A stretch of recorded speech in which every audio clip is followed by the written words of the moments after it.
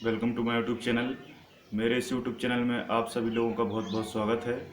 आज के इस लेक्चर में हम ट्रांसफार्मर और इलेक्ट्रिसिटी या विद्युत धारा पर हम बात करेंगे, जिसमें हम मुख्य तौर पर ट्रांसफार्मर की जो मैकेनिज्म है, जो प्रोसेस है, जो क्रियाविधि है और जो उसके पार्ट्स हैं और जो उसके सिद्धांत हैं, है ना, जो उसकी थ्योरीज हैं और वो किस सिद्धांत पर काम करता है और उसको किस व्यक्ति द्वारा तैयार किया गया था और उसमें कौन कौन से इंस्ट्रूमेंट और एपरेटस यूज़ किए जाते हैं, उन सभी के बारे में हम आज इस वीडियो में डिटेल से समझेंगे। तो इस वीडियो को आप अंततः पूरा देखिए और इस वीडियो को देखने के बाद आपको बहुत अच्छे से इस चीज़ के बारे में समझ में आएगा कि हमारे दैनिक जीवन में जिस इलेक्ट्रिसिटी का हम उपयोग करते हैं, जिस विद्युत धारा का हम उपयोग करते हैं, वो हमारे घर तक कैसे पहुंचती है, किस तरीके से पहुंचाई जाती है और उसमें ट्रांसफार्मर का क्या अहम योगदान है।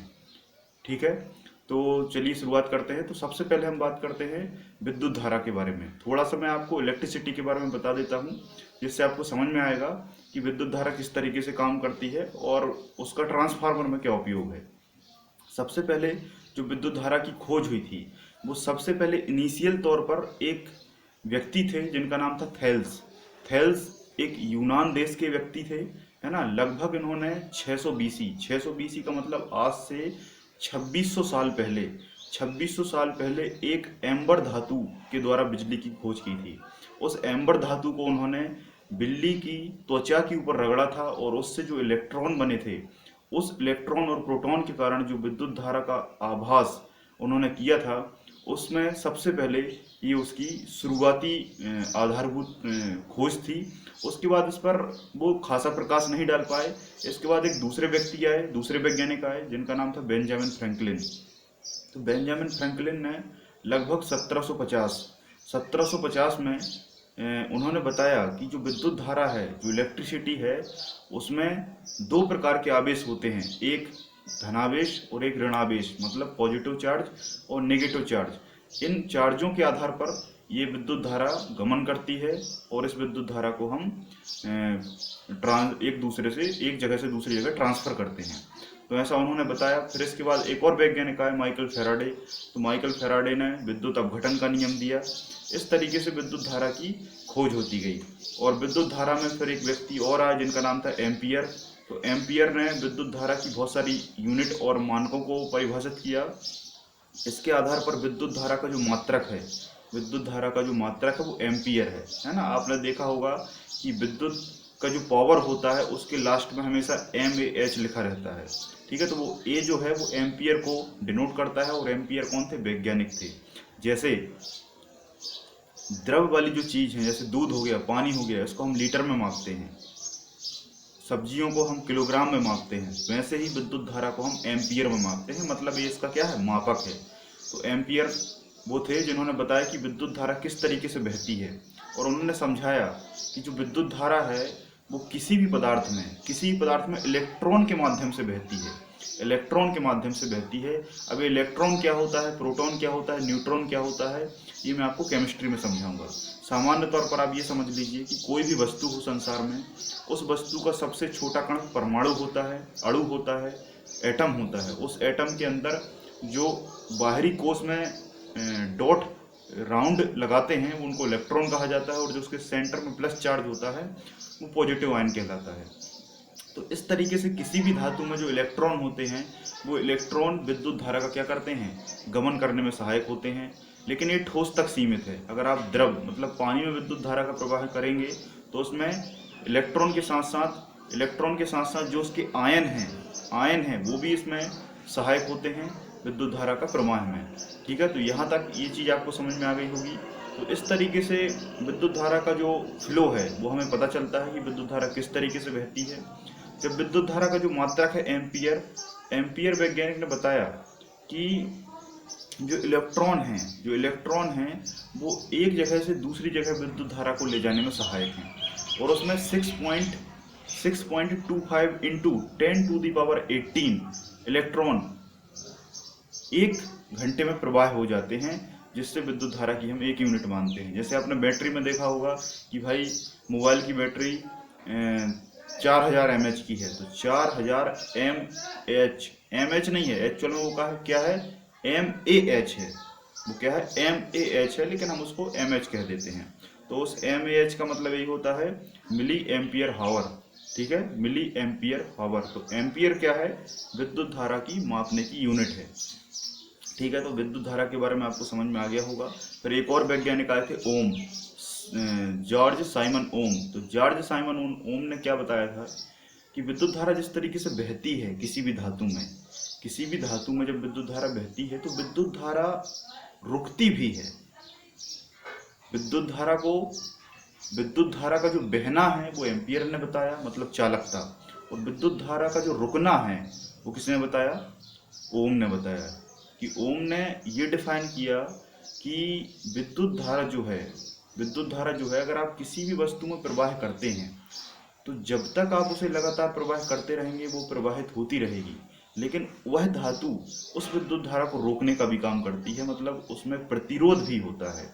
और इसी प्रतिरोध के आधार पर बहुत सारी वस्तुओं में अलग अलग प्रकार की चालकता देखी गई। जैसे अगर मैं आपसे कहूं कि रबर में आप विद्युत धारा को प्रवाह कीजिए तो संभव नहीं है, रबर में विद्युत धारा प्रवाहित नहीं होती, मतलब रबर क्या है, कुचालक है। लकड़ी क्या है, कुचालक है, इंसुलेटर है ना। वैसे ही कुछ पदार्थ होते हैं जिनमें विद्युत धारा प्रवाह होती है, जैसे लोहा, एल्युमिनियम, सोना, चांदी, तांबा, कॉपर, है ना। तो ऐसी बहुत सारी धातुएं हैं जिनमें सबसे ज्यादा विद्युत धारा प्रवाहित होती है। लेकिन अगर आपसे एग्जाम में पूछे कि पृथ्वी में ऐसी कौन सी धातु है जिसमें सबसे तेज विद्युत धारा प्रवाहित होती है, तो आंसर क्या आएगा, चांदी आएगा। क्या आएगा, चांदी या सिल्वर।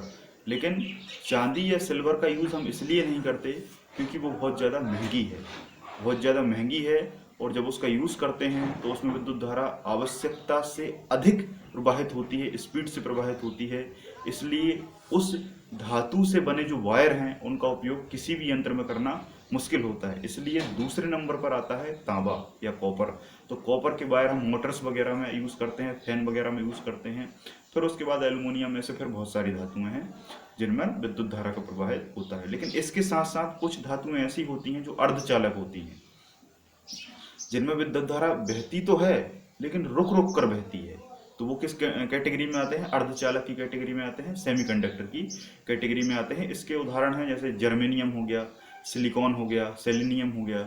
ऐसे कुछ एलिमेंट होते हैं, तत्व होते हैं, धातुएं होती हैं जो मुख्य तौर पर प्रयोगशाला में इनका उपयोग किया जाता है, ठीक है।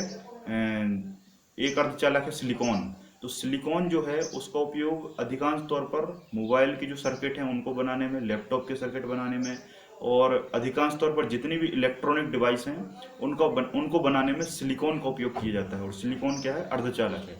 अर्धचालक की एक खास बात यह है कि जब इसे गर्म करते हैं तो उसमें विद्युत धारा और स्पीड से प्रवाहित होने लगती है, लेकिन चालक जो होता है उसमें अगर आप उसको गर्म करेंगे तो विद्युत धारा रुकने लगेगी।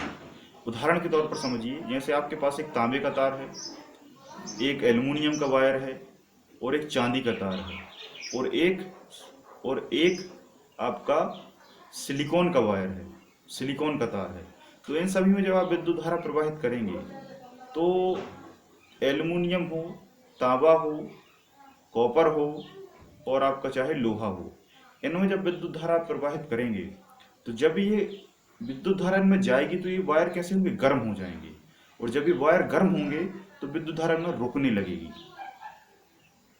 आपने देखा होगा कि मोटर अगर चलती रहे तो बहुत लंबे समय तक अगर उसको हम लगातार चलाएं तो मोटर जल जाती है।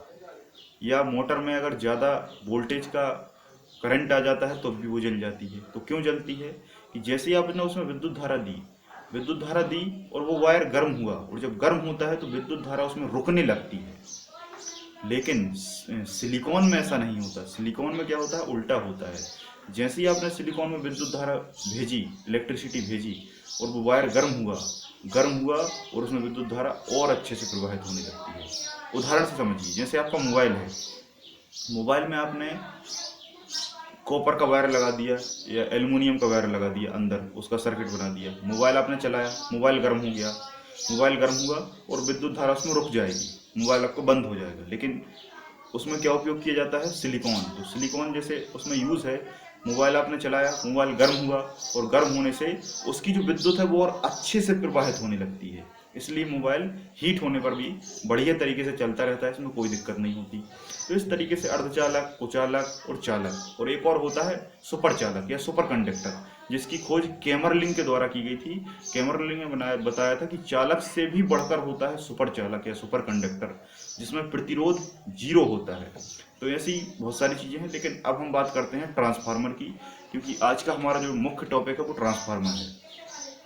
तो ट्रांसफार्मर जो है, इसका निर्माण होता है कुछ विशेष धातु से। इसमें एक धातु का उपयोग किया जाता है जिसमें हम सिलिकॉन का भी उपयोग कर सकते हैं।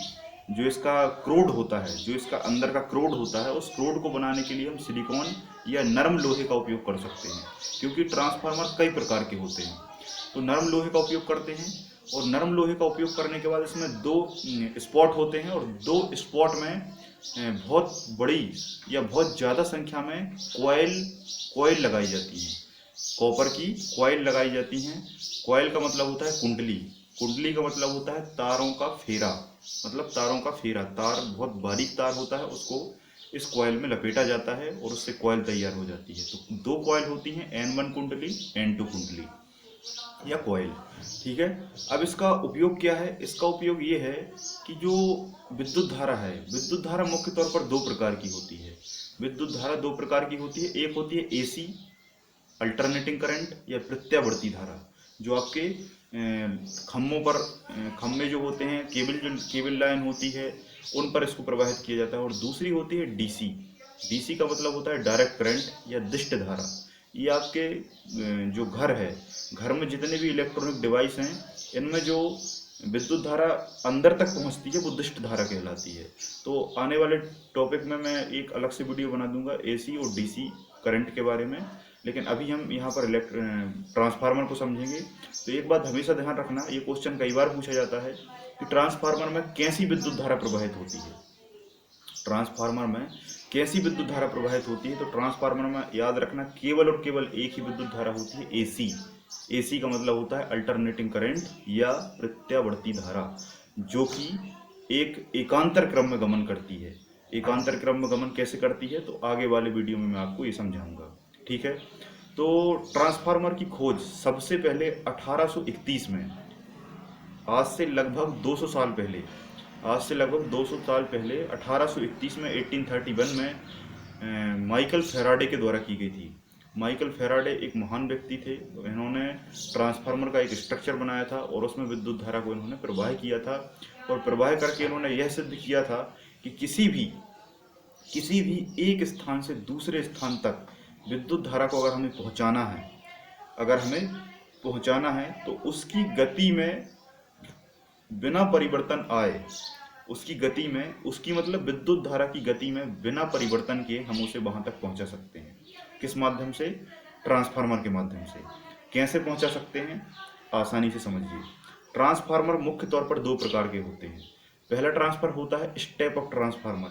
स्टेप अप ट्रांसफार्मर जिसे हम ऊंचाई ट्रांसफर हिंदी में कहते हैं, और दूसरा होता है स्टेप डाउन ट्रांसफार्मर या अपचाई ट्रांसफार्मर, जो आपके गांव, शहर, कस्बे, नगर, टाउन या ना सिटी, मोहल्ले, गली, इनमें जो ट्रांसफार्मर लगे रहते हैं, ये ट्रांसफार्मर होते हैं अपचाई या step down transformer. Step down transformer क्या करते हैं कि जो वहाँ से स्पीड से बिजली आती है, उसको कम करके आपके ज़रूरत के हिसाब से आपके घर तक पहुँचा दिया जाता है। और जो स्टेप अप ट्रांसफार्मर होते हैं, इनका उपयोग किया जाता है जहाँ बिजली बनती है। बिजली मुख्य तौर पर हमारे यहाँ जल से बनाई जाती है, पानी से बनाई जाती है। कैसे बनती है उसको भी समझ लीजिए। कहीं पर नदी बह रही है, नदी के ऊपर हमने बांध बनाकर पानी को रोका, पानी में उपस्थित होती है गुरुत्वीय स्थितिज ऊर्जा। वो पानी को हमने एक टरबाइन पर गिराया, पानी में जो बहुत सारे गेट रहते हैं बांध में, उस गेटों को खोला और उस पानी को टरबाइन पर गिराया। टरबाइन घूमा, जैसे टरबाइन घूमता है, पानी गिरता है, टरबाइन घूमता है, और टरबाइन कनेक्ट होता है जनरेटर से। टरबाइन कनेक्ट होता है जनरेटर से या DC जनरेटर से, है ना। तो उससे जैसे ही कनेक्ट रहता है तो जनरेटर की सॉफ्ट भी घूमने लगती है। टरबाइन घूमा, जनरेटर घूमा, और जनरेटर जैसे ही घूमता है और उसमें विद्युत धारा तैयार हो जाती है, विद्युत धारा उसमें तैयार हो जाती है। उस जहाँ विद्युत बनती है वहाँ बहुत बड़े बड़े जनरेटर होते हैं। अब आपके दिमाग में आता है कि जनरेटर का उपयोग तो हम सामान्य तौर पर भी करते हैं, लेकिन एक बात समझिए, जो जनरेटर आपके घर में उपयोग होता है, शादी वगैरह में उपयोग होता है, उस जनरेटर से भी बिजली बनती है, उस जनरेटर से भी बिजली बनती है, ठीक है। लेकिन उसकी सॉफ्ट जो है उसको हम किससे घुमाते हैं? एक डीजल इंजन से। एक किससे घुमाते हैं? डीजल इंजन से घुमाते हैं। उसमें साइड में डीजल इंजन लगा होता है, उसमें हम डीजल डालते हैं और डीजल डालने से डीजल इंजन घूमता है, तो फिर जनरेटर की सॉफ्ट घूमती है और जनरेटर से बिजली तैयार हो जाती है। लेकिन वहाँ पर इतने बड़े बड़े जनरेटर होते हैं क्योंकि वहाँ उन डीजल से घुमाना संभव नहीं है, क्योंकि उससे कहीं ज़्यादा एनर्जी हमारी डीजल में वेस्ट हो जाएगी। इसलिए वहाँ पर टरबाइन को घुमाया जाता है और उस टरबाइन से बहुत संख्या में बिजली जनरेटर से बनाई जाती है। लेकिन जो बिजली वहाँ पर बनती है, वो बिजली बनने के बाद अगर किसी दूसरे शहर तक भेजना है, तो वो बिजली की जो इंटेंसिटी है, जो तीव्रता है, वो कम हो जाती है।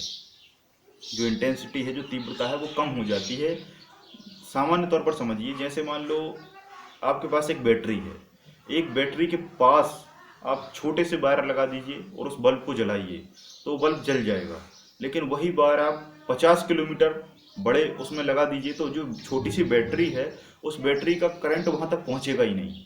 क्यों नहीं पहुँचेगा? क्योंकि उस बैटरी का जो करंट है, वो उसकी जो तीव्रता है, जो उसकी इंटेंसिटी है, वो वायर में ख़त्म हो जाएगी। समझ में आ रहा है? तो वैसे ही जहाँ पर बिजली बनती है, जहाँ पर बिजली बनती है, उस बिजली को कई किलोमीटर दूर पहुँचाया जाता है। और जब कई किलोमीटर दूर पहुँचाया जाता है तो जितनी बिजली वहाँ पर बनी है, उतनी ही बिजली उस शहर के पास भी पहुँच जाए, उस शहर के पास के पावर हाउस के पास पहुँच जाए, और उसकी जो क्वालिटी है वो कम ना हो, जो उसकी क्षमता है वो कम ना हो, ठीक है। तो जब उस क्षमता को कम ना हो तो उस क्षमता को बचाने के लिए हम क्या करेंगे? वहाँ पर जहाँ बिजली बनी और वहाँ पर हम लगाएंगे स्टेप अप ट्रांसफार्मर। क्या लगाएंगे? Step up transformer. तो वो स्टेप अप ट्रांसफार्मर क्या करेगा? उस बिजली की शक्ति को अप कर देगा। अप कर देगा मतलब बढ़ा देगा, और उसी तीव्रता और क्षमता के साथ वो बिजली लाखों किलोमीटर दूर पहुंच जाएगी, हजारों किलोमीटर दूर पहुंच जाएगी। उस बिजली की स्पीड में कोई कमी नहीं आएगी। बात समझ में आई? फिर वो आपके लोकल पावर हाउस तक आएगी वो बिजली, उसी इंटेंसिटी के साथ। जब पावर हाउस तक आ जाएगी, फिर उस पावर हाउस से उस बिजली को आपके छोटे से कस्बे नगर तक भेजा जाएगा। फिर वहां पर उस पावर को कम किया जाएगा स्टेप डाउन ट्रांसफार्मर से। तो जो आपके यहाँ उपयोग होता है वो कौन सा ट्रांसफार्मर है? स्टेप डाउन ट्रांसफार्मर है। उस बिजली को कम कर दिया जाएगा आपकी आवश्यकता अनुसार। जितनी आपकी आवश्यकता है उसके हिसाब से आपकी ट्रांसफार्मर कैपेबिलिटी होती है, और वो आपके यहाँ तक पहुँचा देता है। यहाँ तक बात समझ में आई? अब एक बात हमेशा याद रखना कि जो आपके केबल होती हैं, लाइंस होती हैं, खम्भों पर वायर होते हैं, उनमें केवल और केवल एसी करंट होता है, और हमारा जो ट्रांसफार्मर है वो केवल और केवल एसी पर काम करता है। कैसे काम करता है? अब इसका थोड़ा सा स्ट्रक्चर देख लीजिए अंदर का। इसमें मुख्य तौर पर कॉइल होती हैं, कॉइल का ही उपयोग है। अब जैसे देखो होता क्या है, दो कॉइल होती हैं, दो कॉइल में अगर आपको स्टेप अप ट्रांसफार्मर बनाना है, तो इस तरफ की जो कुंडली की संख्या है, राउंड की संख्या है, वायरों की जो राउंड की संख्या है, उसको आप क्या कर दीजिए? कमा दीजिए, और इस तरफ के वायरों की संख्या आप क्या कर दीजिए? बढ़ा दीजिए। तो यहाँ अगर आपने 5000 एम्पियर वोल्ट दिया है, तो यहाँ पर वो आपको 10,000 वोल्ट प्राप्त होगा। यहाँ पर वो आपको 10,000 वोल्ट प्राप्त होगा। और अगर इस तरफ वाले रोल की कुंडलियों की संख्या, फेरों की संख्या आपने कमा दी, और इस तरफ के फेरों की संख्या बढ़ा दी, तो यहाँ से आपने 10,000 वोल्ट एम्पियर की धारा दी है, और यहाँ पर जाके वो 5,000 वोल्ट की धारा आपको प्राप्त होगी। समझ में आया? मान लो उदाहरण के तौर पर वहाँ से बिजली बनी 10,000 एम्पियर की, उस एम्पियर की 10,000 एम्पियर की जो विद्युत धारा है, वहाँ पर स्टेप अप ट्रांसफार्मर लगाया, 10,000 से 20,000 हो गई, 20,000 से वो पावर हाउस तक आई, पावर हाउस से आपके घर तक आई, और घर पर जो आपका ट्रांसफार्मर लगा है वहाँ पर उस 10,000 से उसको उस 10,000 से उसको 5,000 में कन्वर्ट कर दिया। 5,000 में कन्वर्ट कर दिया मतलब उस विद्युत धारा को डाउन कर दिया। डाउन कितना किया? आपकी आवश्यकता अनुसार। जितना बड़ा शहर होता है उसके हिसाब से वहां पर ट्रांसफार्मर रखा जाता है।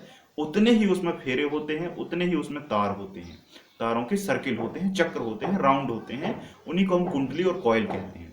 तो कुल मिलाकर ट्रांसफार्मर में कुछ ज़्यादा वो नहीं है। केवल और केवल आपको फेरों की संख्या के आधार पर इसको क्लासिफाइड किया गया है। तो अपचाई और उपचाई ट्रांसफार्मर इनको हिंदी में कहा जाता है। तो आई होप आपको ये पूरा समझ में आ गया होगा।